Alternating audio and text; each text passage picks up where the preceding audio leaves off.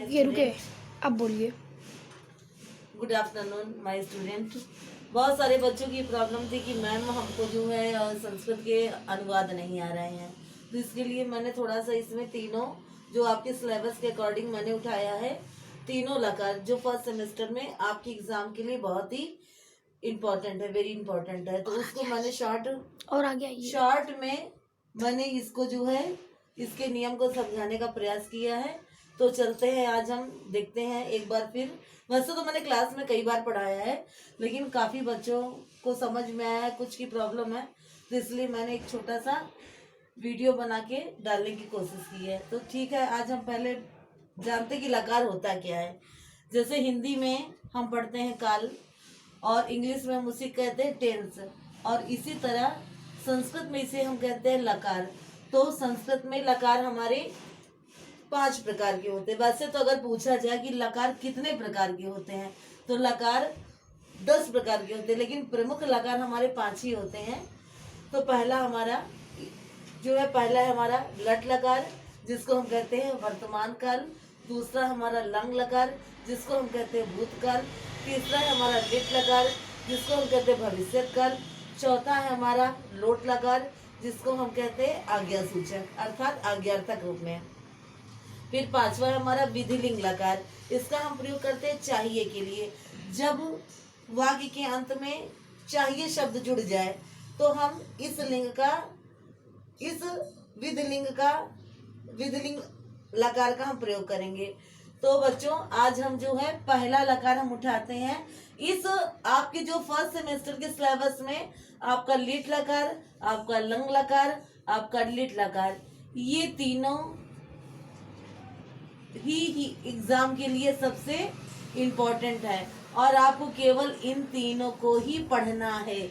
इसके अलावा आपको जो है सेकंड सेमेस्टर में तो आपका संस्कृत विषय नहीं है, फिर थर्ड सेमेस्टर में जो आपकी ये दोनों होंगे, वो आपका लोट और विधिलिंग लकार जो है आपका जो है अगले सेमेस्टर में आएगा, यानी कि फोर्थ में। थर्ड में चूंकि संस्कृत विषय नहीं है। तो आज हम चलते हैं, पहले हम बताते हैं लट लकार। लट लकार कहते किसी को है, तो जब कर्ता के द्वारा कोई भी कार्य वर्तमान समय में किया जा रहा होता है, तो हम उसे लट लकार के अंतर्गत रखते हैं। जैसे इसके लिए मैंने एक वाक्य लिखा हुआ है कि सरला किताब पढ़ती है। इस वाक्य में किताब पढ़ने का कार्य सरला के द्वारा हो रहा है, और समय क्या है, पढ़ती है, यानी कि वह जब कर्ता के द्वारा, इस वाक्य में कार्य किसके द्वारा किया जा रहा था, सरला के द्वारा। तो यहाँ पे हमारा कर्ता हुआ सरला, और सरला ने क्या काम किया, पढ़ने का काम किया। तो ये हमारा हो गया वर्ब, यानी कि क्रिया। और क्या पढ़ती है, तो क्या पढ़ रही है, हमारी किताब पढ़ रही है, तो किताब हो गया हमारा कर्म। ठीक, तो इस वाक्य में हमें पता चला कि सरला करता है, किताब कर्म है, और पढ़ना क्या हुआ, क्रिया है। जैसा कि फंडामेंटल चीजें आपको ही पता ही होंगी।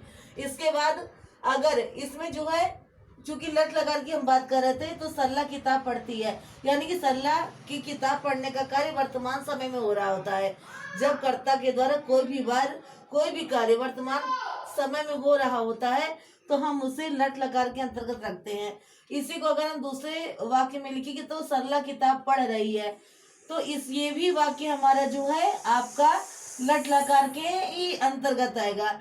लेकिन अंग्रेजी में क्या होता है, अगर इंग्लिश में इसका ट्रांसलेट करेंगे, तो इसमें आईएनजी लग जाएगा, वर्ब, मेन वर्ब में आईएनजी लगा देते हैं।